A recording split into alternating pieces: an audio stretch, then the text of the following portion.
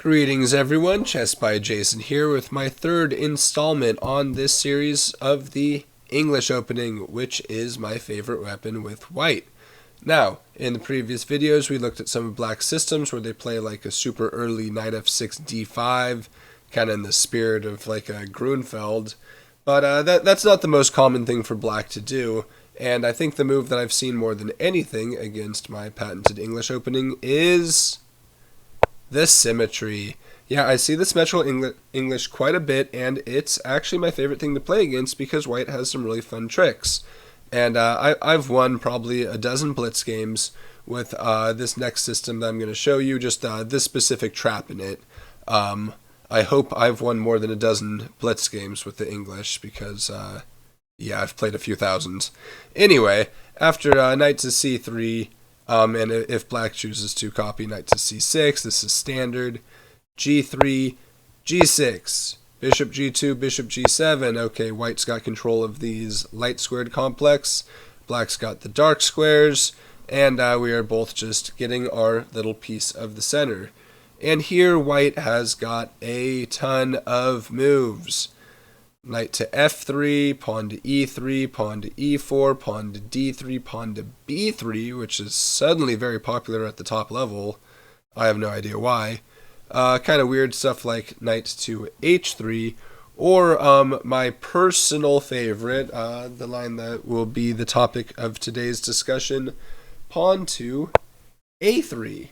Which does not develop a piece, it does not control the center, it does not get us closer to castling. So what does a3 do? Well, basically in the English opening there's this very thematic pawn break where we try to get in b2 to b4. And yeah, so usually we're going to play rook b1 next and play b4. And we are going to try to disrupt Black's control of the center, aka get rid of this pawn. And also we just expand on the queen side, we gain space, we make some open lines for our pieces. There's all kinds of reasons to do this, but again, it's not a developing move. And Black has many good responses here. e6 is good, d6 is good, knight f6 is good. There's lots of good moves here. What I have been very fortunate to see a number of times is this following inaccuracy. Pawn to e5. Now this is a very easy mistake to make because under very similar circumstances, such as if white had played knight to f3, e5 is a very nice move. If I had played d3, e5 is good here. If I had played e3, e5 is played here. So basically, Black can be very accustomed to playing e7 to e5 and establishing what could be called the Botvinnik system, or the Botvinnik triangle when we have all three of these.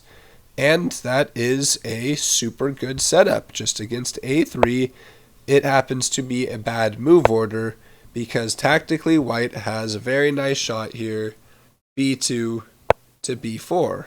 And even though this pawn is attacked 2 times and only defended once, for tactical reasons, white is not really in any danger of losing a pawn. In fact, Black has misplayed it a bit and will be slightly worse, hopefully forever.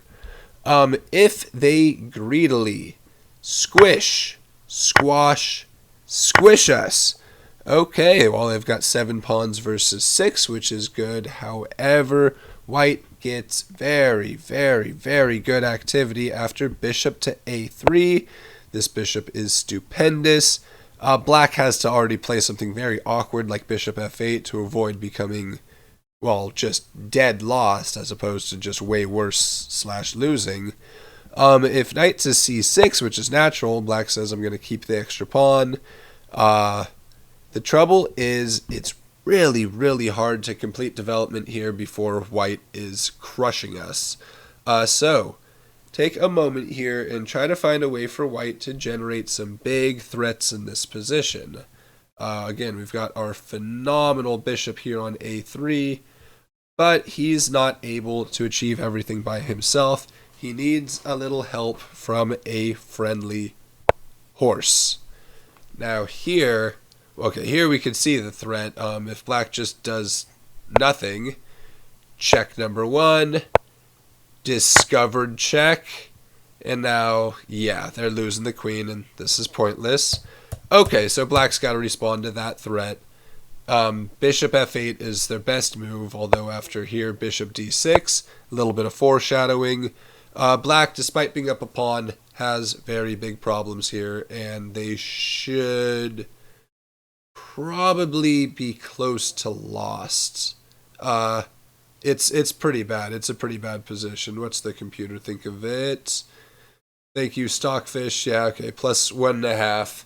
But for humans, this type of position is nearly impossible to play. Still better than the alternative. Yeah, knight to e7. The idea being, okay, they cut off this diagonal, so now I won't have check, check. It just won't work because that knight gets in the way. Okay, so if knight d6 isn't quite getting the job done, well, it's not a bad move, but there is something way stronger here. Okay, guys, white to play and create a very sizable threat. That's right, cool cats and kittens. We are going to play bishop to d6, threatening to checkmate the queen. Yeah, you could checkmate the queen also. That's not a problem. And if black, say, castles, giving their queen a flight square, well, check number one, and then a smothered mate against the queen. Well, okay, this is better than checkmating the king. We get the queen. That's better, right? Okay. Anyway, black has no hope here. They're down to queen.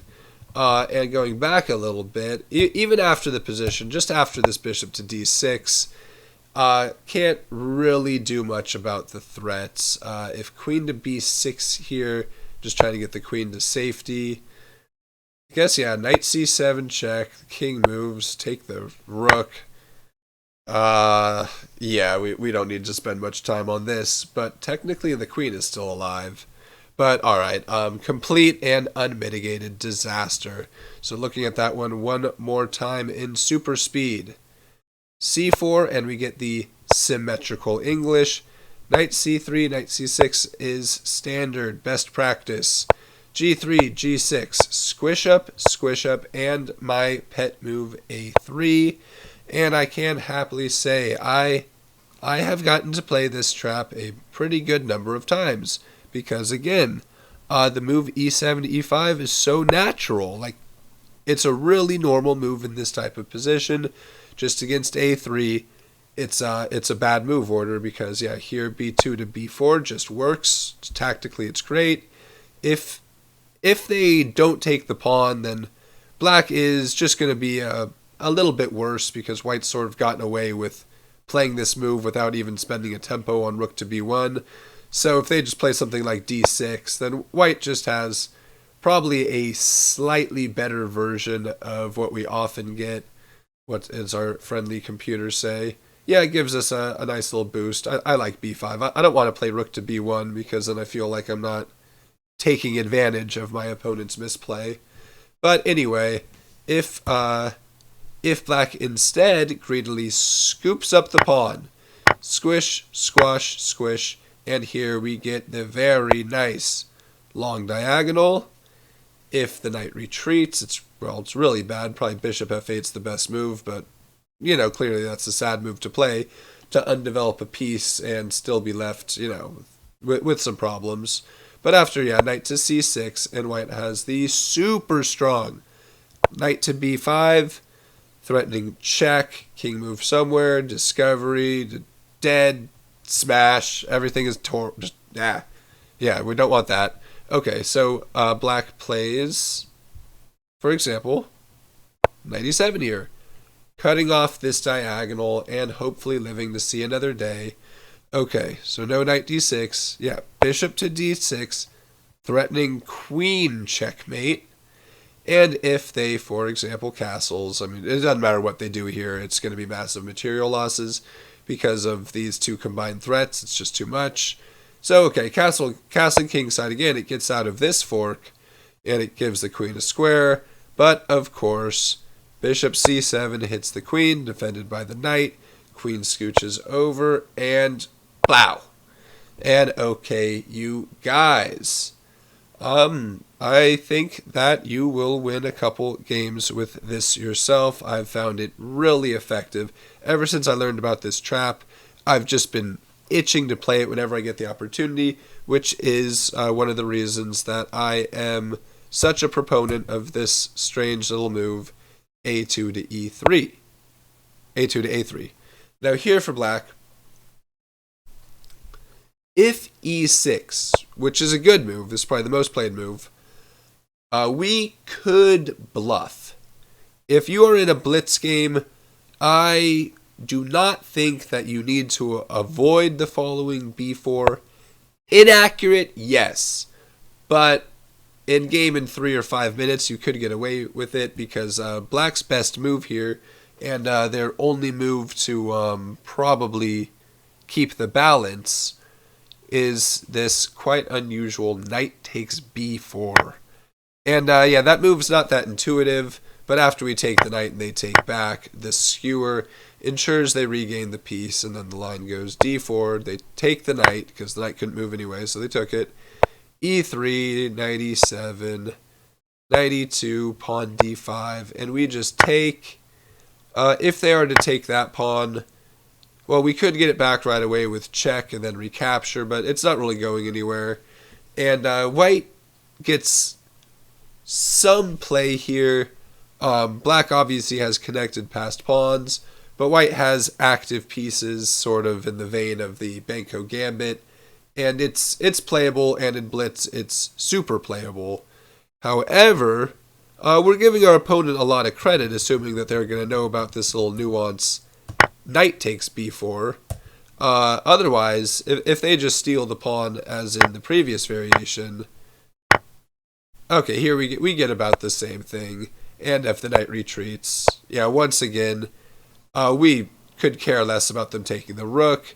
And if knight e7, bishop t6, once again, black is totally busted. Which is why, again, we are so happy to sack that pawn in order to get this super, super good diagonal for the bishop. And it's, yeah, I think the best reason to play the a3 move order, even though, going way back, white had so many moves. But a3 has served me pretty well.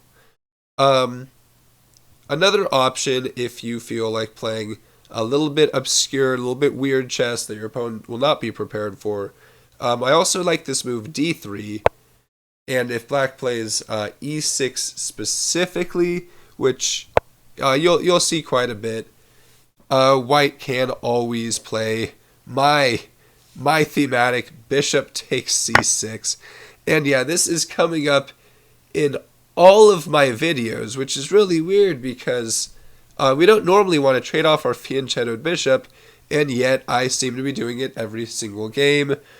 Here, I just happen to like this setup. I got this from a really old video I think I saw by Grandmaster Ginji Hashvili, had suggested this following idea. After they take, white sets it up with queen to d2, defending the knight and freeing this pawn to move, so that after, okay, they play some move, b3 without hanging the knight, and okay, they play some move, I don't know what, and yeah, bishop to b2, castles queenside, and once again, I've lost my bishop pair. That seems to happen quite a bit, but we have damaged their structure, and I kind of like this too. It's not really as convincing as the previous variation, but just another example about how white can have a lot of fun with the symmetrical English. And yeah, there's a lot of different lines like this. Basically, I like almost all of it. Whenever I play, the English, which is every game with white, I am kind of crossing my fingers I'll see the symmetrical English, because yeah, just is so much fun. Anyway, hope you guys liked this part 3 in my English opening saga. We will be back with a couple more, because I did want to squeeze in a few more tries for black. We haven't yet talked about, of course, the important c4 e5, which I guess you can call this a reversed Sicilian type of thing. That one I think we will save for next time. In the meantime, you guys, have an awesome evening. Please like, subscribe, comment, share with all your friends, relatives, and the family cat. And I will see you guys